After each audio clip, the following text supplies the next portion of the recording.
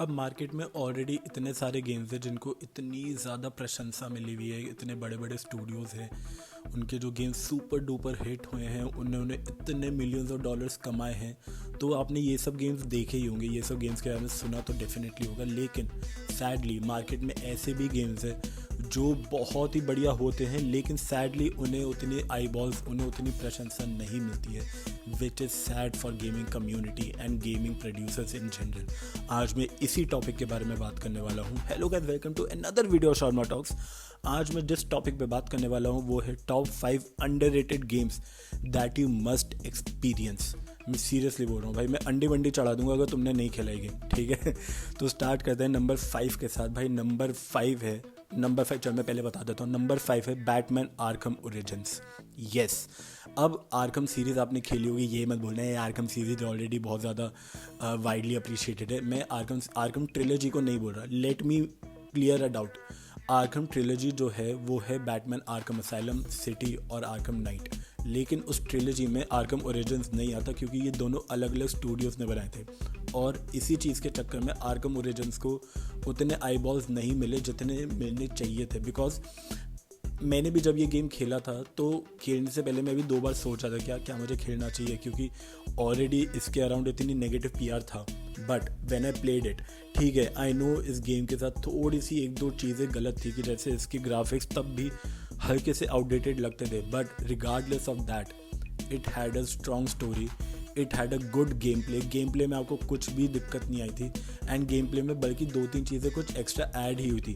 And I still remember when I saw the teaser of this game, जिसके अंदर Batman और death stroke पूरा का पूरा 1-on-1 लड़ रहे होते थे एक कार्गो स्टोरेज के ऊपर।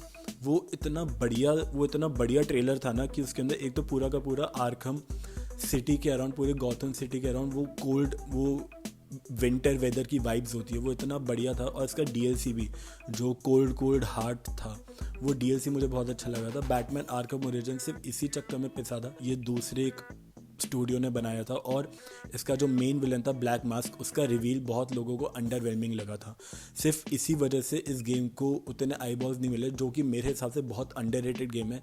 आपको डेफिनेटली ये गेम एक बार तो खेलना ही चाहिए अगर आप बैटमैन आर्कम सीरीज़ के फ़ैन हो, क्योंकि मैं सीरियसली बोल रहा हूँ, आपको ये बिल्कुल भी डिसअपॉइंट नहीं करेगा और आपको मज़ा ही आएगा कि भाई हाँ, गेम तो बढ़िया था, मज़ा तो आया ज़रूर।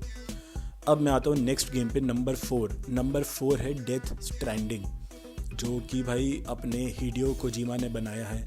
वो गेम इंडस्ट्री में पायनियर माने जाते हैं क्योंकि उन्होंने मेटल गियर सीरीज़ को बनाया था। तो डेथ स्ट्रैंडिंग लोगों को है ना नॉर्मली वॉकिंग सिमुलेटर लगता है। तो ऑलरेडी जब ये नया आया था ना, तो लोग बहुत एक्साइटेड थे कि भाई कोजिमा क्या लाए, तो बहुत लोगों ने खेला था। लेकिन एकदम से ही इस गेम के अराउंड इतना पोलराइजिंग ओपिनियन बन गए थे ना कि भाई नहीं, ये गेम बहुत बोरिंग है, ये गेम एक वॉकिंग सिमुलेटर है, ये गेम में कोई एक्शन, कोई मसाला नहीं है, this game is just too dull. इतना बैड पीआर बन गया था ना कि विद टाइम लोगों ने इस गेम को ज़्यादा चांस ही नहीं दिया। एंड लोगों के दिमाग में प्री कंसीव नोशन बन गया था कि भाई नहीं, ये गेम तो नहीं खेलना, इसके अराउंड बहुत ही बैड पीआर है। बट मैंने यही चीज़ को थोड़ा पार करके मैंने गेम खेला and I was hooked from the first hour itself. Normally मुझे गेम्स 2-3 घंटे लगते हैं to get used to it, to warm up a bit with the world of the game. But ये गेम जब मैंने खेला था, इस गेम ने पता नहीं क्यों मुझे एकदम ग्रास्प कर लिया था, क्योंकि इस गेम में जो हम पूरी की पूरी अपनी जो स्टोरेज को पूरा ऑर्गेनाइज़ करते हैं, कि जिस तरीके से हमें अपने बैग वगैरह में, जिस तरीके से हमें अपने कार्गो को ऑर्गेनाइज़ करना है to go from point A to point B, वो पूरा का पूरा मुझे इतना सेटिस्फाइंग चीज़ लगी थी। अगर आपके लिए ये चीज़ तो गो फॉर इट, लेकिन इस गेम में आपको सिर्फ इसी चीज़ में मज़ा नहीं आएगा। ये गेम वॉकिंग सिमुलेटर है, बट द लैंड मास इतना इंटरेस्टिंग है, इतना ऐसा नहीं है कि आपको सिर्फ एक ही पाथ पे वॉक करना है। कभी कभार आपको उबड़ खाबड़ रास्ते मिलेंगे, कभी कभार आपको पानी मिलेगा, कभी कभार आपको पहाड़ चढ़ने पड़ेंगे। तो आपको वो चीज़ को ध्यान रखते हुए आपको अपना सारा का सारा सामान कैरी करना पड़ता है कि भाई कभी भी कुछ भी ज़रूरत पड़ सकती है। वो मुझे इसका गेम प्ले भी बहुत इंटरेस्टिंग लगा कि जब आप एक रिवर क्रॉस कर रहे हो, तो ताकि आपको कार्गो से आपका बैलेंस ना हिले, तो आपको L2 और R2 दोनों दबा के आपको क्रॉस करना पड़ता है ताकि आपका बैलेंस सेंटर में रहे। और आपको अपना कार्गो एकदम इस तरीके से ऑर्गेनाइज करना पड़ता था कि भाई ताकि आप है ना गिरो मत। तो वो मुझे इतना बढ़िया गेम प्ले का लगा था ना कि आपको लगता है कि हाँ भाई हम रियलिटी खेल रहे हैं। और ऑफ कोर्स कोजिमा का सिग्नेचर क्वर्कीनेस इस गेम में आपको दिखेगी। इस गेम के one of the best graphics है, तो भाई मैं तो ये बोलूँगा। और डेथ स्ट्रैंडिंग में ना एक बहुत ही इंटेंस एक एलिमेंट आता है कि जब इसके अंदर हम जो कि डीमंस होते हैं इस गेम के, जो आपको मेन विलन्स है, वो जब आते हैं, वो गेम आपको इतना इंटेंस फील करा देता है ना कि आपकी भी दिल की धड़कन बढ़ जाती है इस गेम के साथ। तो मैं तो ये बोलूँगा कि यार डेथ स्ट्रैंडिंग है ना, आप एक बार चांस दे सकते हो, एक बार दे के देखो। आई वुड सजेस्ट कि 2-3 घंटे दे के देखो। आप ये मत सोचो कि भाई ये फुल पावर एक्शन गेम होगा, but just give it a shot, ठीक है। थर्ड गेम में बोलना चाहूँगा भाई साइबरपंक 2077 को। ओके, बिफोर यू से कि येस ये अभी भी बहुत डीपली अप्रिशिएटेड है, ये वो लोग इसके बारे में बात कर रहे हैं, आई एग्री, बट स्टिल जितना ये रिफाइंड गेम इस समय है ना, और जितनी इसको अप्रिसिएशन मिलनी चाहिए अभी, उतनी नहीं मिल रही है। Trust me on that. ये गेम इतनी ज़्यादा अप्रिसिएशन डिजर्व करता है ना, जितनी नहीं मिली, और वो इन्हीं की गलती की वजह से, क्योंकि ये गेम जब लॉन्च हुआ था, ये इतना हाइप्ड अप गेम था ना। आई रिमेंबर द टाइम जब ये लॉन्च हुआ था, ये 10 साल से इतना हाइप्ड अप गेम था कि भाई लोगों को बिलीव ही नहीं होता कि भाई ये गेम कभी बनेगा भी नहीं बनेगा। तो जब ये आया था, इट वाज मतलब बहुत ही ज़्यादा बग्स, मतलब ये गेम के अंदर बग्स नहीं थे, बग्स के अंदर गेम था। इतने बग्स, मतलब मैंने उस टाइम पे शायद फर्स्ट टाइम देखा था कि भाई सारे कंसोल्स, स्टीम वगैरह रिफंड कर रहे थे प्लेयर्स को इस गेम के लिए कि भाई तुम पैसे वापस कर लो, गेम वापस दे दो हमें, कोई बात ही नहीं। इतने अनप्लेएबल हो गया था ये गेम, इतना ज़्यादा। लेकिन थ्रू आउट दिस, इस चीज़ को पार करके भी CD Projekt Red came through, they rose like a phoenix. उन्होंने इस गेम को फिक्स करा, दे टुक देयर टाइम, उन्होंने पूरा का पूरा फिक्स करा गेम। और जो ये गेम मेंट टू भी होना था ना लॉन्च टाइम पे, वो अब है। उसके graphics top notch, one of the best graphics जो तुम्हें अभी दिखेंगे। इसकी स्टोरी बहुत अच्छी है, और ये पूरा का पूरा game play experience, open world game है, ये पूरा का पूरा गेम प्ले एक्सपीरियंस आपको इतना बढ़िया लगेगा ना, इतना बेहतरीन, कि CD Projekt Red ने ना बहुत ही इम्पॉसिबल टास्क करा है। और ऐसा मैंने कभी नहीं देखा कि भाई कोई company back in the game आई है। इतने हैवी ट्रोलिंग के बाद कोई कंपनी को वापस अपने पैरों पे खड़ा होना, वो भी इतनी मैसिव कंपनी को, बहुत मुश्किल काम है बॉस, मैं सीरियसली बोल रहा हूँ। उन्होंने इतना बढ़िया काम करना है कि उनके हेवीली रिस्पेक्ट। और उसके बाद इतना मैसिव DLC देना फैंटम लिबर्टी, जो लोग बोलते हैं कि मेन स्टोरी से भी बढ़िया स्टोरी फैंटम लिबर्टी DLC की। भाई DLC का कंटेंट 10-11 घंटे का गेम प्ले यार, कोई मजाक की बात है क्या? और एकदम टॉप नॉच क्वालिटी में, with amazing graphics, amazing game play. अब मैं सीरियसली बोल रहा हूँ, जितनी ऑलरेडी इसको अप्रिसिएशन काफ़ी मिल रही है अभी भी, बट जितनी ये डिजर्व करता है ना, उतनी अप्रिसिएशन नहीं मिल रही है इस गेम को, इसीलिए मैंने इसको इस लिस्ट में डाला। तो भाई just go for Cyberpunk 2077 because it's fixed and it's excellent, you have to play this game. Second पे मैं देना चाहूँगा भाई मैड मैक्स को। Yes, there is a game Mad Max based on the universe set by George Miller, जो Mad Max franchise पे game है, वो गेम इसी मूवीज़ पर बेस्ड है। तो आपको ये गेम क्यों खेलना चाहिए? बिकॉज इसका पूरा का पूरा गेम प्ले, अगर आप एक कार जंकी हो, अगर आपको कार्स वगैरह मज़ेदार लगती है, तो ये गेम आपके लिए है। अगर आपको पोस्ट अपोकलिप्टिक वर्ल्ड अच्छा लगता है, ये गेम आपके लिए है। अगर आपको बैटमैन आर्कम सीरीज़ का कॉम्बैट बढ़िया लगता है, ये गेम आपके लिए है। तो ये गेम एक थ्रू आउट पैकेज है फॉर एक्शन गेम लवर्स। इतना बढ़िया गेम है ना, इतना बेहतरीन गेम है। इसका शॉर्ट एंड सिंपल नहीं, बट इसका गुड 10 से 15 घंटे का गेम प्ले है, जिसके अंदर आप एक पोस्ट अपोकलिप्टिक वर्ल्ड में होते हो। आपका नाम मैक्स है, जो आप गाड़ी अपनी खो देते हो एक जो वहाँ का लॉर्ड होता है उस पर, और फिर आप अपनी गाड़ी को फ्रॉम द स्क्रैच बिल्ड करते हो, और वहाँ पे अलग अलग ट्राइब्स को डिफीट करते हो, फिर अल्टीमेटली बॉस को डिफीट करते हो। वो पूरा का पूरा गेम इतना रिवॉर्डिंग है ना, इसका कॉम्बैट आपको इतना बढ़िया लगेगा ना, इतना रिफाइंड कॉम्बैट लगेगा। क्योंकि ऐसे कॉम्बैट बढ़िया लगते हैं जब गेम्स ओवर कॉम्प्लिकेट करते हैं ना किसी कॉम्बैट को, तो है ना फिर उसमें वो गेमर्स से साथ है ना कनेक्शन छूट जाता है। इसके अंदर इतना बढ़िया इन्होंने कॉम्बैट इतना रिफाइंड रखा ना, इतना सिंपल येट रिफाइंड, पूरा आर्कम सीरीज़ का जैसा कॉम्बैट है। आपको इतना मज़ेदार आएगा ना कि इसके अंदर काउंटर है, एक पंच है, प्राइमरी पंच, फिर काउंटर है, पूरा आर्कम सीरीज से इंस्पायर्ड है इसका कॉम्बैट। तो भाई मैं सीरियसली बोल रहा हूँ, अगर आप और इसमें जो ड्राइविंग है, जो पूरे पार्ट से लेके आप उसको अपग्रेड करते हो, इतना सेटिस्फाइंग है ना, paired with the best combat.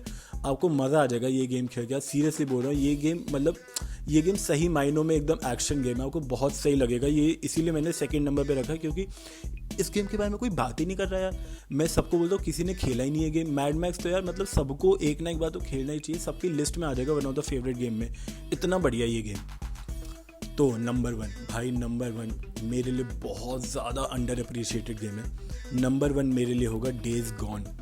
यार डेज गॉन जब आया था ना, पहले जब इसका ट्रेलर आया था तो सब बहुत साइक्ड थे कि भाई ये क्या गेम आ रहा है, तो बहुत क्रेजी गेम आ रहा है, ये वो। लेकिन अगेन ये उसी चीज़ की वजह से फेल हुआ कि स्टूडियोज़ ने जब ये गेम लॉन्च करा तो उस गेम में इतने बग्स थे कि लोग नहीं खेल पा रहे थे। तो अब साइबरपंक 2077 जैसी बेकार हालत नहीं थी, बट स्टिल काफ़ी बग्स थे, तो लोग काफ़ी टर्न ऑफ हो गए थे इस गेम से। इसीलिए इतना बैड पीआर सेट हो गया ना इस गेम का स्टार्टिंग से ही कि इसको आज तक गुड वर्ड ऑफ माउथ नहीं मिला है। आज तक हम जैसे गेमर्स ये जो इसको बोले जा रहे कि हाँ भाई ये गेम बहुत बढ़िया, ये गेम बहुत बढ़िया, गिव इट अ शॉट, लेकिन आज भी ये गेम अपनी बैड पीआर से अफेक्टेड है। इस गेम की जो यूएसपी है ना, मतलब आप सबने देखा होगा कि भाई ओपन वर्ल्ड ज़ॉम्बी गेम बहुत कम होते हैं, लेकिन आप सबने ज़ॉम्बी गेम्स तो बहुत देखे होंगे, ज़ॉम्बी गेम्स इतने सारा है ना मार्केट में, लेकिन ये गेम जो एक डिफरेंट करता है ना इस गेम के साथ, वो ये है कि इस स्टूडियो ने इस गेम को एक ओपन वर्ल्ड रखा है और ज़ॉम्बी आउटब्रेक के अराउंड रखा है कि इसके अंदर जो आपका कैरेक्टर होता है, एक बाइकर होता है, वो अपनी बाइक के साथ पूरे वर्ल्ड में घूम रहा है और वहाँ पे ज़ॉम्बी आउटब्रेक हो रखा है। और उसके अंदर जो ज़ॉम्बीज़ को लेके यूनिक चीज़ है वो ये है हॉर्ड्स को मारना। आपको ज़ॉम्बी हॉर्ड्स क्या होता है कि आपको झुंड में इतने सारे हंड्रेड्स ऑफ ज़ॉम्बीज़ को एक बार में मारना होता है। जस्ट इमेजिन आपके पीछे एक बारी में हंड्रेड्स ऑफ ज़ॉम्बीज़ पड़े हुए हैं और आपको मारने के पीछे तो लेगा एंड आपको वो हॉर्ड मारना है। ये गेम की यूएसपी है और वो इतना ब्लड पंपिंग, जब आपको फर्स्ट टाइम आएगा ना आप डर जाओगे भाई। फर्स्ट टाइम जब आप हॉर्ड को मारोगे ना, आपकी दिल की धड़कन इतनी बढ़ जाएगी ना, because I remember the time when I first defeated the horde. इतना ब्लड पंपिंग एक्शन होता है ना वो, इतना ज़्यादा कि भाई तुम हंड्रेड्स ऑफ ज़ॉम्बीज़ को एक बारी में मार रहे हो। लेकिन जब तुम आदत पड़ जाएगी ना तुम्हें इस चीज़ की, फिर तुम ढूंढोगे हॉर्ड्स को मारने के लिए, इतना फन हो जाएगा ये गेम। तो एक तो इस गेम में ये बहुत बढ़िया बात है। दूसरा, ये गेम में इतना सेटिस्फाइंग पार्ट है ना ये कि भाई जो मैड मैक्स में भी था कि आप अपनी बाइक को with time, with game play, with more game you play, आप अपनी बाइक को और अपग्रेड करते हो, आप अपनी बाइक को और फास्ट बनाते हो, उसका आर्मर और बढ़िया बनाते हो, उसमें नाइट्रो वाइट्रो डालते हो, फिर उससे पूरे अपने वर्ल्ड में घूमते हो। वो इतना सेटिस्फाइंग पार्ट लगता है ना, इतना बढ़िया लगता है कि एक तो ओपन वर्ल्ड भी है, तो कभी आपको गेम भी नहीं खेलना ना, तो आप बस क्रूज़ कर सकते हो, बीच में ज़ॉम्बीज़ को मार सकते हो। वो मुझे पार्ट सबसे बढ़िया लगता है। ये गेम जो जिस चीज़ की वजह से नहीं चला ना, एक तो ऑब्वियसली बग्स, और दूसरा ये गेम है ना स्टार्टिंग में स्लो है। इस गेम का स्टार्टिंग का 25% इज़ वेरी स्लो, और मैंने भी बहुत स्ट्रगल करा था स्टार्टिंग के 25% में, क्योंकि आपको अगर ये गेम इन्जॉय करना है ना, और इस गेम का गेम प्ले बहुत लंबा है, मतलब आराम से 25 से 30 घंटे का तो इसका गेम प्ले है ही है। मेन स्टोरी बोल रहा हूँ मैं, काफ़ी लंबा गेम है। और अगर आपको ये गेम इन्जॉय करना है ना, just sit through the first 25% of the game.